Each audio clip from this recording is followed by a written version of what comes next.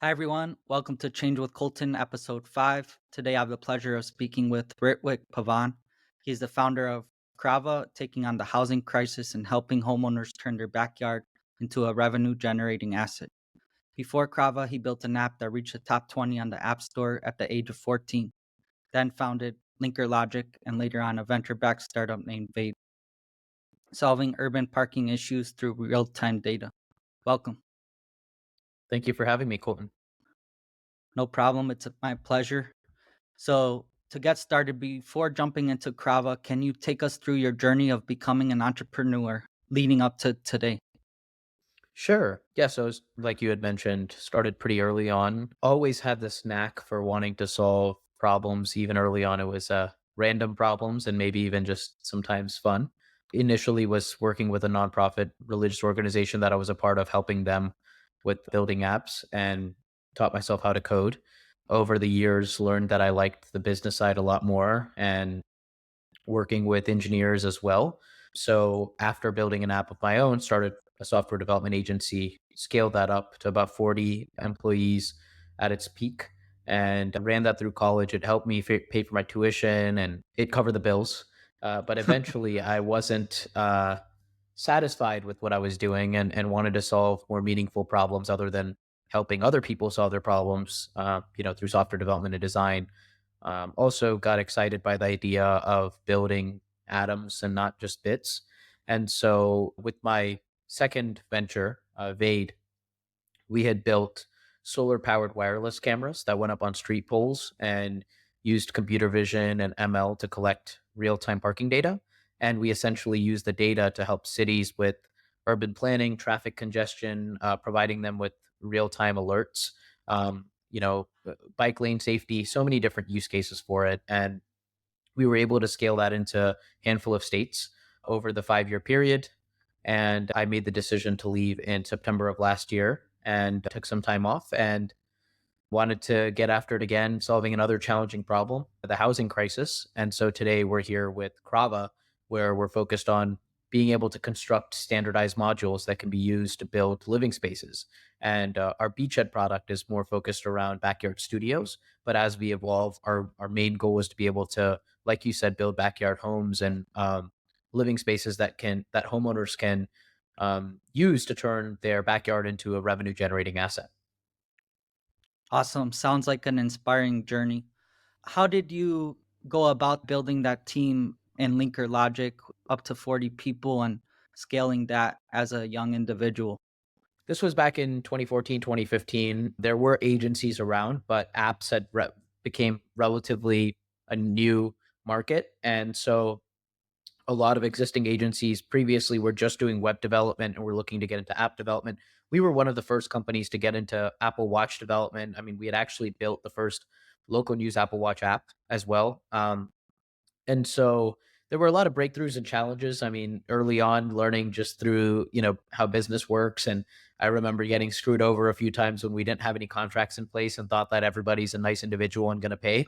Quickly learned the importance of contracts. And then this was like when I was 15 years old. And then going into college, the challenges with boundaries and, having friends as employees and people working for you that, were your age or even older than you. And so there was several challenges and eventually we outsourced to a team in India and that has its own challenges, bottlenecks, pros and cons, but we definitely learned a lot throughout the journey of, building an agency, the importance of cash flow and also building a healthy business that can scale up, at a healthy rate. It's very different in a lot of ways from a venture backed business. Although I think it was very useful to have that experience when building a bootstrapped company to now, in the current market, people are going back to the fundamentals and recognizing the importance of going and getting sales and building a meaningful product and, scaling in a healthy way and identifying product market fit before you dump a bunch of money into an idea that might be worthless.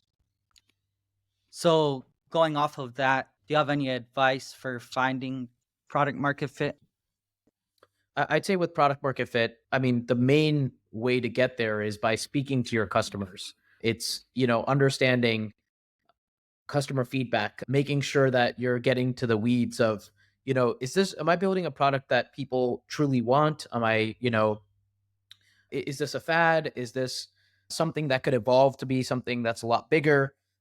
What does competition look like in the space? There's a lot of questions that you have to ask yourself and also ask customers to identify product market fit. And I will say that that can be difficult to do even at the earliest of stages, but the goal is to eventually get there before you start exerting a lot of capital into an idea, because oftentimes, you find some, early product market fit, but most of the time you haven't nailed it. I think there's a Mhm. few different, it takes a handful of times to really understand, okay, this is the final product that we want to, introduce to the market or scale with. Because I mean, if you look at a lot of the top startups, they did not go in assuming the product that they ended up with. It's just a lot of learned lessons, and you put in your eggs in a few different baskets, and then you see which one actually, It hatches.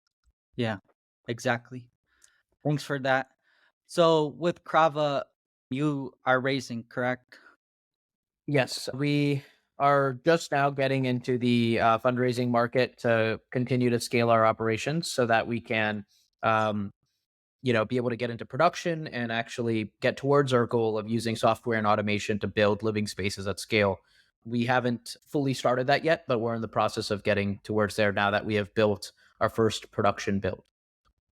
Congrats on that. I've seen some images online. It looks very innovative and like you're solving that issue. Do Thank you you. have any advice for first time founders who want to raise venture funding? And then what is your take on doing that opposed to bootstrapping? I would say that for a first time founder, especially given the current market conditions, I would say do everything you can to, test out your idea and, make as much progress as you can before you raise a single dollar. As soon as you raise venture backed money, at the end of the day, it's a race against the clock, and your performance is based on, a handful of metrics, whether that's revenue, whether that's the progress you might have made on your R&D side. If it's an R&D company, there's a lot of check boxes that you should really hit before deciding to go down the venture backed route. It isn't the only way to build a successful business. And I Mhm. think oftentimes first time founders think that the only way to build a successful business is by going and raising money. When the truth is, there's a lot of great businesses that are built completely bootstrapped. And quite frankly, I'm jealous of some of them where you see the numbers and they own 100% of the company. So there isn't one right path. So my advice to first time founders would be to really make sure that the business you are building is meant to be a venture backed business. And if it's not, there's nothing wrong with that. You can still build a massively successful business without having to raise a single venture dollar. Definitely. Thanks for that. So moving on to Krava, you are solving a huge problem. Can you explain what prefab housing is and ADUs for those who don't know? And how is your approach different from other startups in the space? Sure. So, for those who don't know, ADU stands for accessory dwelling units. And we are focused on building prefab ADUs, accessory dwelling units. And the idea behind it is that in current market, cities and governments, municipalities are forced to make changes to the current regulations. And that's primarily because of the housing crisis. We're in shortage of about over 5 million homes, meaning that there is a lack of supply, more specifically in urban cores, areas where people actually want to live. So, by being able to ease regulations and allow homeowners to essentially turn their backyard into a living space, cities enable the private market to be able to essentially, it's the incentive, it's a positive incentive for everybody. So, a homeowner can essentially increase their property value, they can generate passive income, and simultaneously, they're adding a direct benefit to society by being able to increase the supply of housing.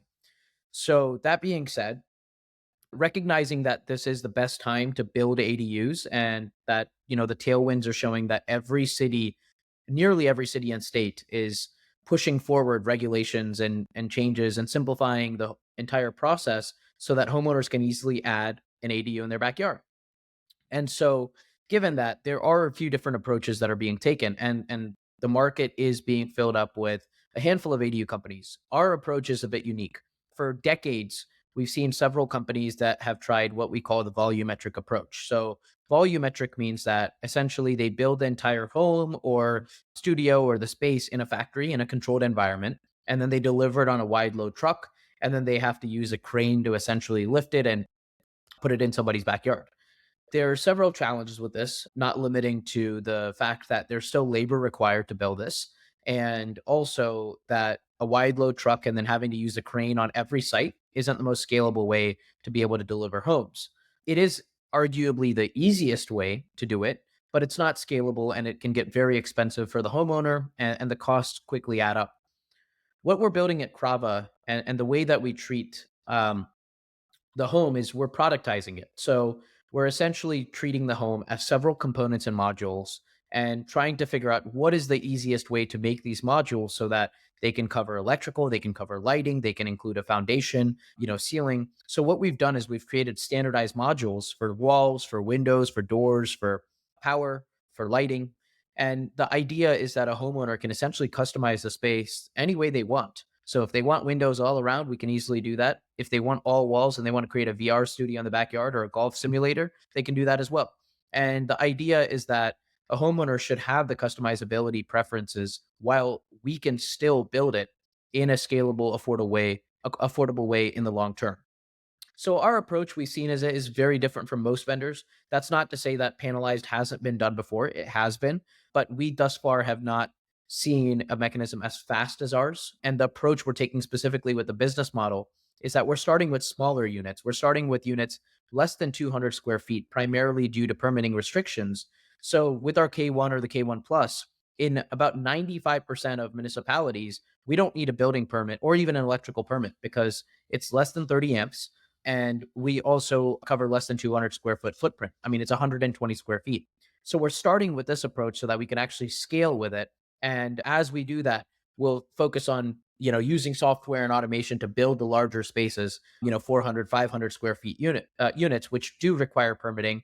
And we've already created a modular bathroom as well. And the idea is to work our way up to those, and then create affordability for homeowners rather than vice versa. We see a lot of companies in today's market where they pitch the beautiful 500 square foot home and it costs $300,000. I mean, most people look at that and they laugh and they say, I'm not paying $300,000 for a 500 square foot home.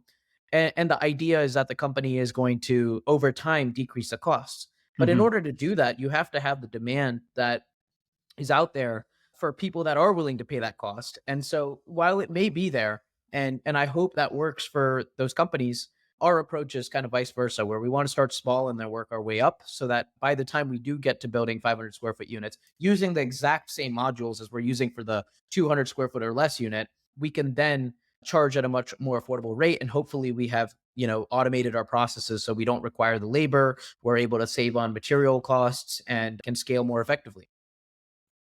Wow, that was a lot to dissect. So going back to your competition, I feel like using cranes for every home is like a bottleneck for sure. So I love the approach you all are taking there. And it Yeah, seems like there's endless use cases. there are several use cases, and the idea is that we can essentially deliver these modules in any way. We can deliver it via truck, train, airplane. It's got endless ways to deliver it, as opposed to when you have an entire unit built. There's only so many ways that you can deliver, a 40-foot long by 10-foot wide home on a truck. I mean, every one of us has probably seen it on the highway where there's like two trucks following it on a wide load, and it's just not the most scalable way, in our opinion, to deliver a home and assemble it. Going to the future, how long do you think it will take to develop those 500 square unit modules? We're projecting to have it on within the next 3 to 5 years. We want to make sure that our system is, we're aiming to get our factory approved. And what that means is, getting a certification for the factory allows us to scale up and bypass a lot of the necessary permitting. Essentially, we get everything from the electrical, from the structural integrity, everything pre approved and vetted in a factory setting.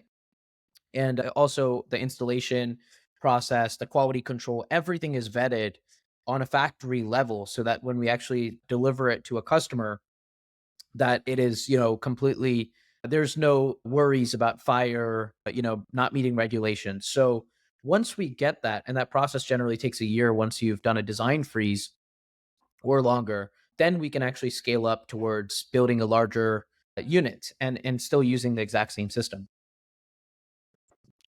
Great. And then moving on, I saw that you've publicly posted a vision board in the past. How has making a vision board helped you get where you are today? And are there any other habits that have helped you get where you are? I would argue that it's important to have a vision board. Everybody should have one, whether it's for your personal life or your business life. It sets a goal for, and it can change too, right? But if you set a vision board for where you see yourself in the next 5, 10 years, it allows for you to have an expectation of, here's the status quo where I'm at, and here's where I want to get to. And I had posted this publicly. I believe it was almost 2 years ago, January of might have been 2021, I think. And the idea is to publicly put it out there so that you have this fire to deliver and say, okay, this is what I said I was going to do, and this is what I actually did. And look, you might not meet all your goals, but even if you're, you shoot for the stars and you land on the moon, right? And Great quote. so so the goal is to, put it out there and hopefully do everything you can, put your 110% in to get there. Outside of that, I would say that in terms of habits, I would say being consistent, having a routine, even something, there's a book that I read a while back about making your bed, something as small as that. And I do that every single day without fail. I know it doesn't mean much and it doesn't have direct benefit to, I mean, it might not have a direct benefit to the business, but I do believe in having certain things as routine. For our team specifically, we try to make it as much as possible that every team member is in the office, which helps out so that, we're all communicating effectively. Communication is key at an early stage startup, especially because of how quickly you're having to make pivots, having to make changes. You're testing out different strategies day in, day out. And so I would say that, yeah, consistency, communication, and obviously this is not for the weak. It's not easy. And, in order for us to even have a chance of solving a problem as big as the housing crisis, it requires the utmost focus and it's not easy. For sure. So, have you experienced any self doubt? And if you have, like, how do you build your confidence back up to keep going? I will say with this industry, it is a difficult industry and can sometimes self doubt can oftentimes be something that you just witness because of how many companies have failed in what we've done. I mean, ADUs is not a new concept, prefab is not a new concept. And unfortunately, timing matters a lot. I do believe that we are in the right timing for building ADUs. A lot of companies started right around the COVID era, especially when California was the first state to ease ADU regulations. And unfortunately, several of the companies have failed. I mean, you look at Katera, one of the biggest construction companies out there that had raised $2 billion and then went bankrupt. And it's definitely self doubt. I'd be lying to you if I said that there was a bit of doubt. But what I don't have a doubt in is that this team has the potential to solve this problem. We're working day in, day out. We're doing everything we can. We're putting this is our lifelong mission, especially for me. And we're going to do everything we can to accelerate the speed at which construction is done, accelerate the amount of homes that are able to be built to increase the supply. And only thing I can say is that, while there might be less than 1% chance of us succeeding, and history has shown that several of the companies have failed, we do believe that we're at the right time and we're taking the right approach and we're learning from everybody. I agree. That's like a practice you need to have an open mind and then be open to learning from everyone. When do you plan on expanding just from Austin to multiple cities? Right now, we're focused on Texas. Our goal is to get it certified and make sure that we can make the home building process as easy as possible here in Texas. We're getting ready to announce California very soon. There's so much demand in California. If you look at the numbers, you'll be mind blown with the exponential increase in ADU permits and the amount of ADUs being built in California. So that's our next direct market. And we just want to make sure that from a delivery, logistics, and supply chain standpoint, that we can execute on scaling up production. There's been a significant amount of companies that have created wait lists and then never been able to actually deliver to them. And we want to make sure that we set a realistic path to being able to deliver to customers and deliver a high quality product while also being able to build a healthy business. And so right now we're in the process of figuring out, making it available to both Texas and California homeowners. Great. And then are you sourcing from the US or are you facing any of those challenges with the supply chain? For that reason, we build our entire product in Austin, Texas, here in the US, and we plan to continue doing that. It's important that we build in the same area that, where regulations and where we understand the permitting. Oftentimes, if you outsource that, I mean, it can get very difficult, like you mentioned, with supply chain, with logistics, but also building a product that truly meets, the preferences of the homeowners. And we're very proud to be building here in the US. That's definitely something to be proud of. Now, moving to California in the future, I know you love giving back, being on the board for Lindbergh Cancer Center. How does Krava engage with local communities and homeowners to ensure a positive impact? So one of the big things that we're looking at is affordability. And, outside of the housing crisis, there is a real problem out there, whether it be, homelessness. When you look at, you mentioned California earlier, and, California has one of the biggest homelessness problems. And unfortunately, I don't believe that just relying on government is the solution. It requires a collaboration with government and, private companies to solve this issue. And there is a lot being said about it, but not much being done. When Mm. you look at, for example, in San Francisco, when there was a parking lot that was used to build 70 um, shelters, you could say, for the homeless, there were 65 square foot units. And you won't believe the price. They charged $100,000 per unit. So for 70 units, they spent $7 million. And these That's units don't crazy. even have an individual bathroom. They're 65 square feet each. So when you look at that, our goal is to be able to help in the problem, but we also recognize that, when you're getting into government efforts, it involves an RFP process, and there are a lot of steps that need to be taken. So we have, applied for grants with HUD, which is the Housing and Urban Development, and we are looking to see how we can get involved in the homelessness problem and building affordable homes.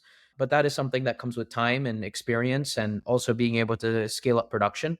So it's something that in the long term, we definitely want to give back. We definitely want to provide homes for as many people as we can. And that is part of our mission. Very inspiring. Yes, I love giving back to the community, and I definitely think you can make an impact with what you're doing. Absolutely. Moving on to the last segment of the show, it's called Idea Factory. My audience is primarily founders, and I want to provide them with business ideas that they could create.